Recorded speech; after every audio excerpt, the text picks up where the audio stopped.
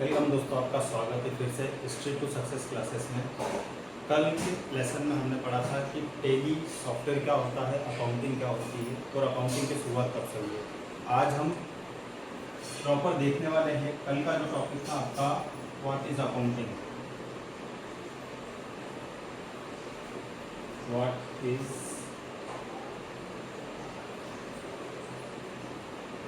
Accounting, ये तो आपका कल का टॉपिक था। आज जो आप सीखोगे व्हाट इज टैली, टैली क्या होता है।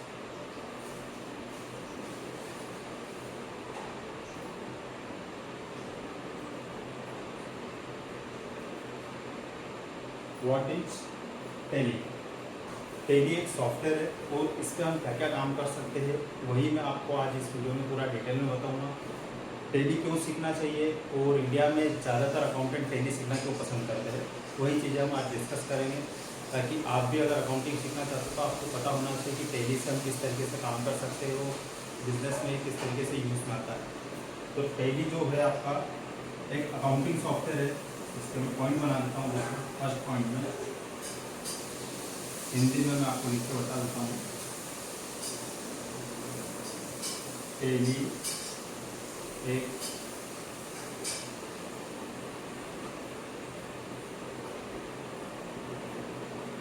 अकाउंटिंग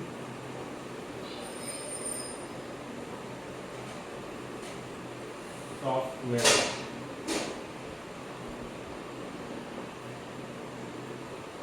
कहाँ पे यूज आता है ये, तो ये जो आपका है टैली,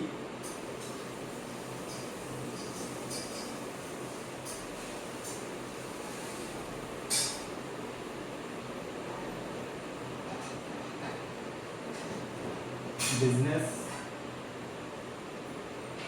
के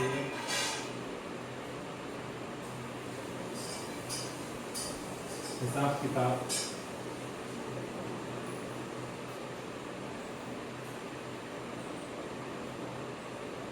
में यूज आता है।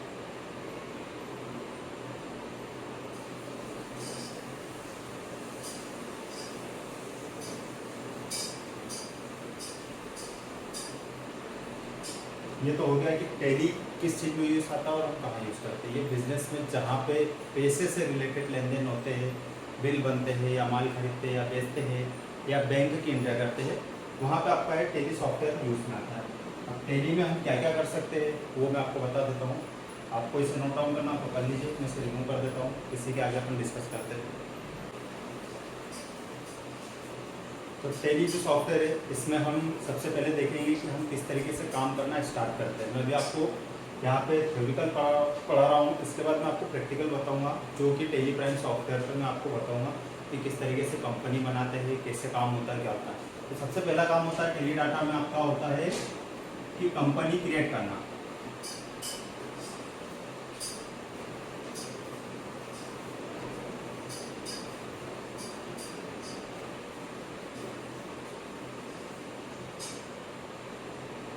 ये आपका सबसे पहला काम है।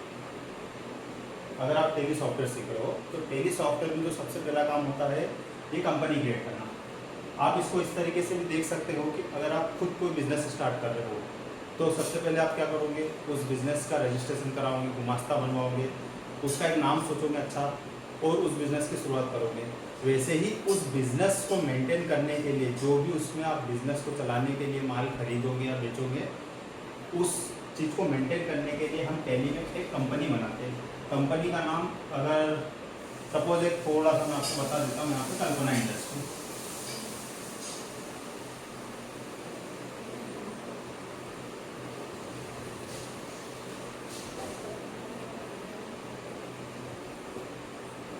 ये सबसे पहला काम आप करेंगे, एक कंपनी बनाना है तो हम कल्पना इंडस्ट्री के नाम से कंपनी क्रिएट करेंगे।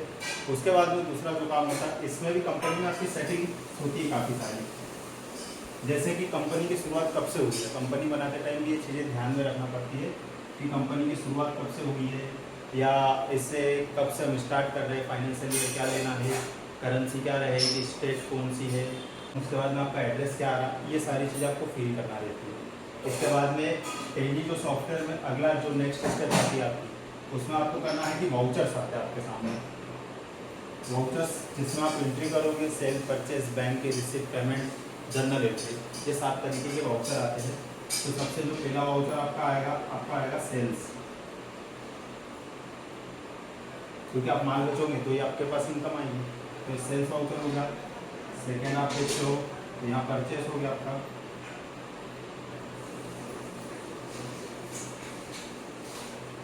थर्ड में आप देखेंगे तो ये आपका आ गया आपका पेमेंट। इसके बाद में आप देखेंगे फोर्थ पे ये आपका रिसिप्ट वाउचर आ गया। इसके बाद में एक वाउचर आता है, इसमें बैंकिंग से रिलेटेड ट्रांजैक्शन जो रहते हैं, कैश हो या बैंक हो, उस ट्रांजैक्शन में हम इस वाउचर को यूज करते हैं, उसका नाम है कॉन्ट्रा। एंड लास्ट वाउचर जो आता है, मेजरली जिन वाउचर्स पे हम पूरी अकाउंटिंग करते हैं वो चीज़ें मैं आपको बता रहा हूँ कि इस तरीके से टैली में काम आता है। जो लास्ट वाउचर रहता है वो होता है जर्नल।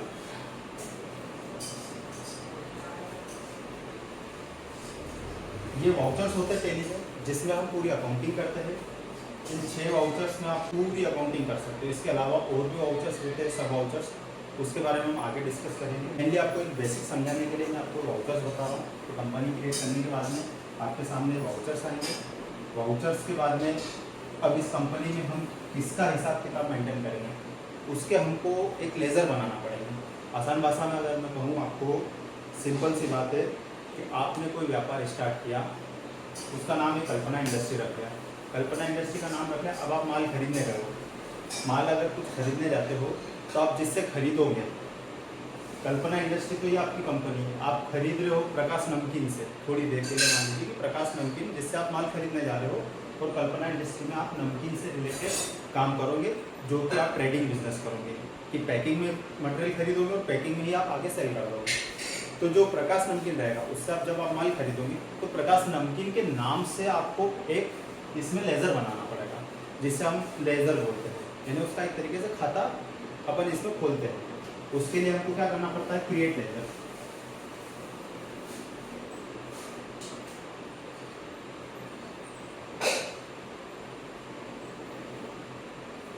इसके लिए हमको क्या करना पड़ेगा, एक लेज़र क्रिएट करना पड़ेगा। किसी भी नई एंट्री या किसी फर्म के ट्रांजैक्शन के लिए जितने भी माल खरीदने से लेकर बेचने तक जो भी ट्रांजैक्शन होंगे, सब में कॉमन चीज़ रहेगी कि आपको पहले लेज़र बनाना पड़ेगा। चाहे किसी को पैसा दिया हो या पैसा लिया हो, या आपने माल खरीदा हो या माल बेचा हो। बैंक की एंट्री करोगे तो उसमें भी आपको बैंक का लेज़र बनाना पड़ेगा। तो ये जो रहता है आपका फर्स्ट जो स्टेप आता है कंपनी बनाने के बाद में, ये आपका क्रिएट लेज़र का आता है। उसके बाद में लेज़र क्रिएट करने के बाद हम इन वाउचर्स में एंट्री करते हैं। जितने भी आपको वाउचर्स बताएं, इन वाउचर्स में जो भी है उन लेज़र के थ्रू इसमें ट्रांजेक्शन होते हैं। मतलब फर्स्ट स्टेप से सेकेंड पे आया, सेकेंड से आप यहाँ पे आ गए फर्स्ट। अब इस लेज़र में भी कई तरीके के प्रकार होते हैं, वो मैं आपको बताऊंगा आगे। प्रैक्टिकल जब बताऊंगा मैं आपको सिस्टम पे, तब आपको और अच्छे से समझ में आएगा डिटेल में। अभी मैं इसे रिमूव करता हूँ, नोट डाउन करना हो तो आप नोट डाउन कर सकते हैं। अभी आपने समझा कि कंपनी बनाते, कंपनी बनाने के बाद हम लेज़र क्रिएट करते हैं। लेज़र क्रिएट करने के बाद में जो मैंने आपको 6 वाउचर्स बताया उसमें आप एंट्री करोगे। लेकिन एंट्री के अलावा भी इसमें हम और भी काम कर सकते हैं टैली में। जैसे कि मैं आपको बताता हूँ, आपने एक बैंक में अकाउंट ओपन करना है।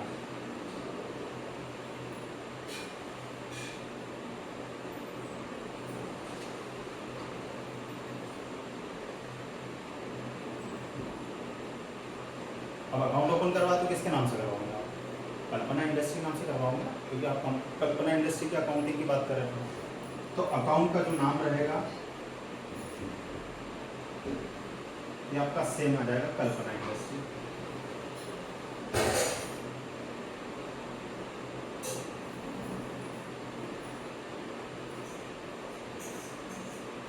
इस नाम से हम बैंक में एक अकाउंट ओपन करवाएंगे। हमें एक अकाउंट ओपन करके दीजिए। हम एक बिजनेस की शुरुआत कर रहे हैं जिसमें हम माल खरीदेंगे या बेचेंगे, या जितने भी पैसे से रिलेटेड लेन देन होंगे हम इस खाते में करेंगे, ना कि पर्सनल नाम से अपन बैंक अकाउंट खुलवाएंगे। अब ये कल्पना इंडस्ट्री तो कंपनी का नाम है, पर इसका जो मालिक है, ऑनर है, वो ऑनर और कोई होगा। मान लीजिए कि इस बंदे का नाम है राहुल, तो राहुल तो जाएगा नहीं कि मेरा बैंक अकाउंट ओपन कर दो। बैंक अकाउंट किसका ओपन करवाएगा कि मैंने एक कंपनी खोली है जिसमें मैं व्यापार करूंगा और मुझे इसके लिए एक बैंक अकाउंट ओपन करके दो, जो कि हम बोलते हैं आसान भाषा में उसको करंट अकाउंट। बिजनेसेस के लिए ज़्यादातर यूज में आता है, वो आता है करंट अकाउंट।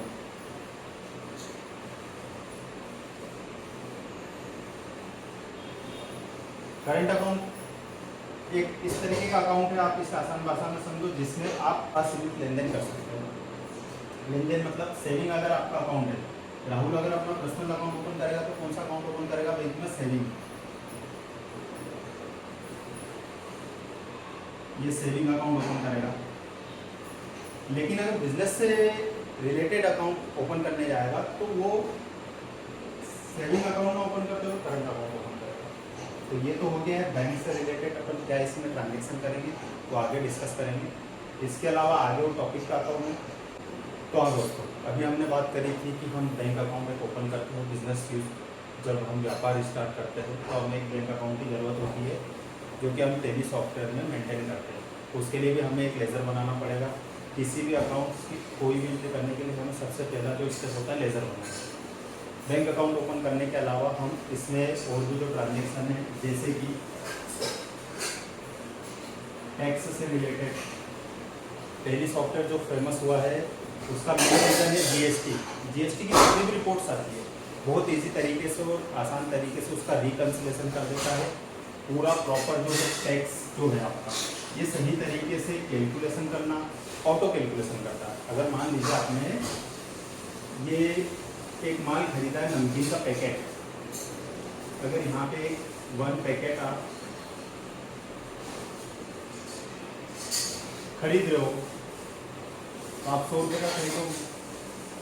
इसके बाद में आप इस पर टैक्स लगाओगे, तो टैक्स मान लेते हैं हम इस पर 5% है, तो 5% हो जाएगा इसका 100 रुपये का। 5% आप निकालेंगे तो 5 रुपये। अब इसका जो टोटल आएगा आपका यह आ जाएगा 105। ये तो बहुत मैंने आपको एक छोटा सा अमाउंट बताया है। जब हम रियल अकाउंटिंग में आते हैं तो ये जो नंबर्स रहते हैं ये सीआर में भी चले जाते हैं बिलिंग में। आप जब अकाउंटिंग करने जाओगे तो ऐसी फर्म में भी है जहाँ पे 200-300 करोड़ के टर्नओवर होते हैं, और उस कंपनी में अगर आप जॉब करते हो तो आपकी मिनिमम सैलरी 70 से 80 हज़ार 1 लाख रुपये तक होती है। लेकिन उसके लिए आपको स्किल चाहिए। स्किल कहाँ से मिलेगी? मैं आपको सिखाऊंगा। तो आप अकाउंटिंग अगर सीख रहे हैं तो ये एक छोटा सा एक अमाउंट बताया मैंने। अलग अलग बिजनेसेस होते हैं। नॉर्मली आप देखोगे तो कम से कम जो आपको बिजनेस स्टार्ट करते हो जीएसटी नंबर की जिसमें रिक्वायरमेंट होती है वो होती है कि अगर आप 1 साल के अंदर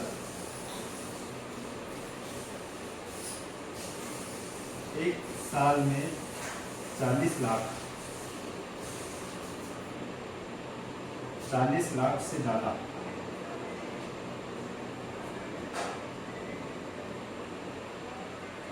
का माल खरीदना और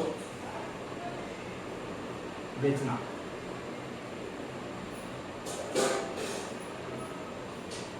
अगर आप 1 साल के अंदर कोई भी आप बिजनेस स्टार्ट करते हो उसमें अगर आप 40 लाख से ज़्यादा का माल खरीदते हो बेच देते हो तो आपको जीएसटी नंबर लेना कंपलसरी है। ये गवर्नमेंट का रूल है कि आपको इस ट्रांजेक्शन के ऊपर इतना ट्रांजेक्शन अगर आपका हो जाता है 1 साल में या इससे ज़्यादा हो जाता है तो आपको जीएसटी नंबर लेने की ज़रूरत पड़ेगी। ये हो गया आपका जीएसटी, आपका जीएसटी नंबर आपको लेना कंपलसरी है। इसके बाद जो हम बात करते हैं तो ये तो एक शुरुआत है। इसके बाद में 5 CR, किसी का 10 CR टर्नओवर है। टर्नओवर हम क्या बोलते हैं? ये जो माल खरीदना और बेचना होता है इसको हम बोलते हैं टर्नओवर। अकाउंटिंग लैंग्वेज में हम बोलते हैं इसको टर्नओवर, कि आपने 1 साल के अंदर कितना माल खरीदा और बेचा। तो जो टर्नओवर कैलकुलेशन होता है वो होता है आपका माल बेचने के ऊपर।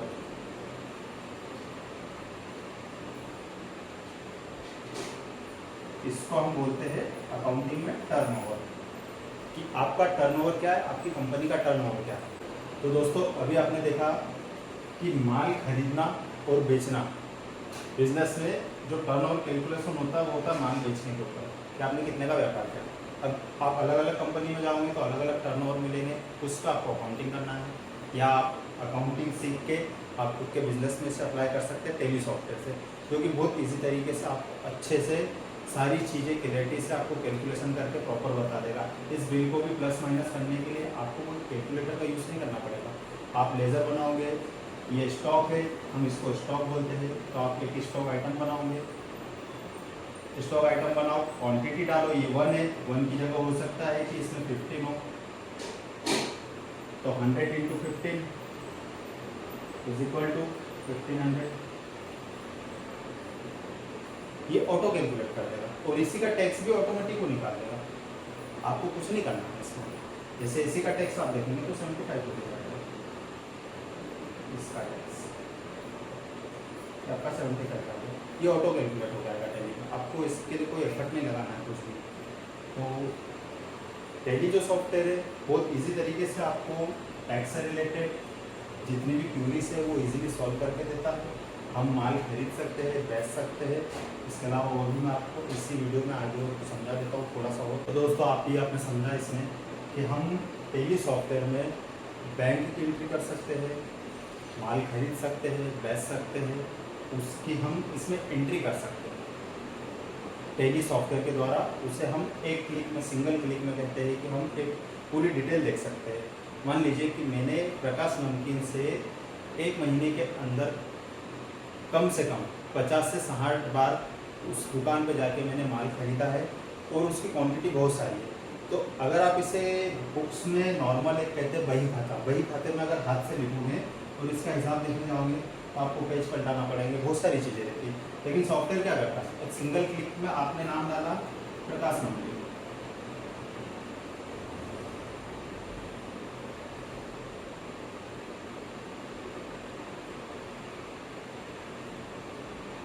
प्रकाश नमकीन से रिलेटेड टैली आपको सिंगल क्लिक में पूरी डिटेल दे देगा। जब से आपने इससे व्यापार स्टार्ट किया, जब से माल खरीदा, बेचा या आपने पैसे लिए या दिया, आपको सिंगल क्लिक में बता देगा कि आपने इससे कितना व्यापार किया है और अभी स्थिति क्या है, आपको इससे पैसे लेना है या देना है। तो ये टैली सॉफ्टवेयर के द्वारा बहुत ईजी तरीके से होता है। इसमें एक और मैं टॉपिक ऐड कर देता हूँ आपके लिए। टैली सॉफ्टवेयर में ये तो हो गया आपका परचेज जो आपने माल किया उससे रिलेटेड बात होगी, जीएसटी का मैंने आपको बता ही दिया है। इसके अलावा आप इसमें बैलेंस शीट जो रहता है इसको आप समझ लीजिए।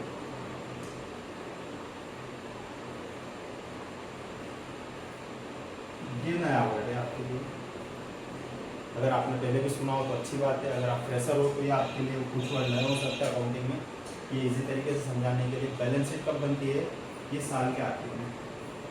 इस कंपनी ने इस कंपनी से 1 साल तक माल खरीदा, बेचा, फ़ायदा हुआ, नुकसान हुआ, उसकी जो डिटेल्स आती है वो आपको प्रॉपर यहाँ लिखती है बैलेंस शीट में। इसी के साथ में ऐड होता है यहाँ पे profit and loss, profit and loss, ये 2 अकाउंट बनते हैं साल के आखिरी में। इन सब ट्रांजेक्शन से रिलेटेड इस एक कंपनी ने ऐसी कई नंबर्स में अगर कहें तो 100, 200, 250, 500, 1000 कुछ भी हो सकता है, या हो सकता है ऐसी 50 कंपनी से माल खरीद लो और बेच लो।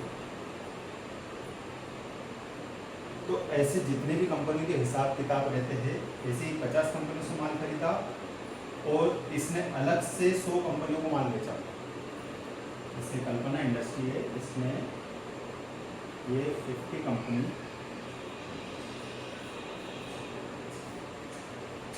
50 कंपनी से 1 साल में माल खरीदा और इनसे जो माल खरीदा है वो इसने यहाँ पे आगे 70 कंपनीज,